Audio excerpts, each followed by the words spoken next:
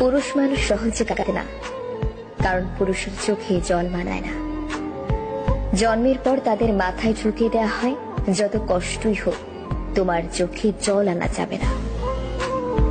নারীরা হুটহাট কেঁদে উঠতে পারে, নারীরা রাগে কাঁদে, অভিমানে কাঁদে, কষ্টেও কাঁদে, কিন্তু পুরুষ কখনো অভিমান কিংবা রাগে কাঁদে না।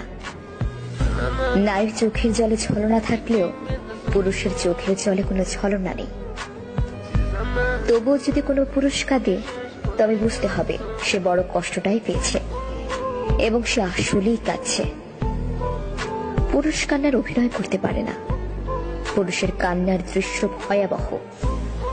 পুরুষের কান্নার কারণ তীব্রতার হয়, তবুও পুরুষেরা কাঁদে।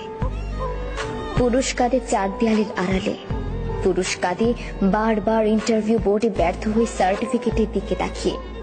পুরুষেরা কাঁদে সংসারের চাহিদা না মেটাতে পেরে। পুরুষেরা কাঁদে বাবা মায়ের চাহিদা পূরণ করতে না পেরে।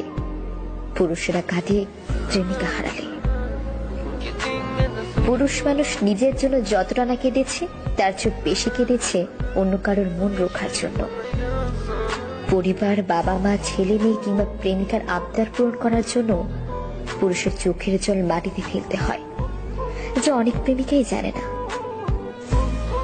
ইতিহাস বলে, যে নারী ইচ্ছাকৃতভাবে পুরুষের চোখের জলের কারণ হয়েছে, সেই নারী জীবনে খুব একটা সুখী হতে পারেনি।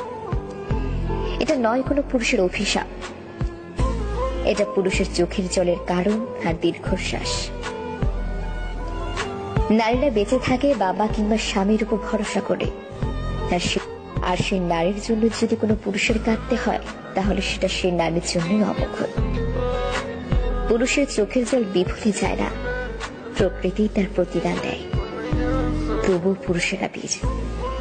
দিন শেষে একটা পরিবার, বাবা মা কিংবা একটা নারীর বেঁচে থাকার শক্তি। পুরুষকে কাঁদিয়ে যে নারী জীবনে বড় হতে চেয়েছে, তার সারা জীবন ভাঙতে ভাঙতে গেছে। কারণ একটা নারীর জীবনে স্রষ্টার পরই একজন পুরুষের স্থান।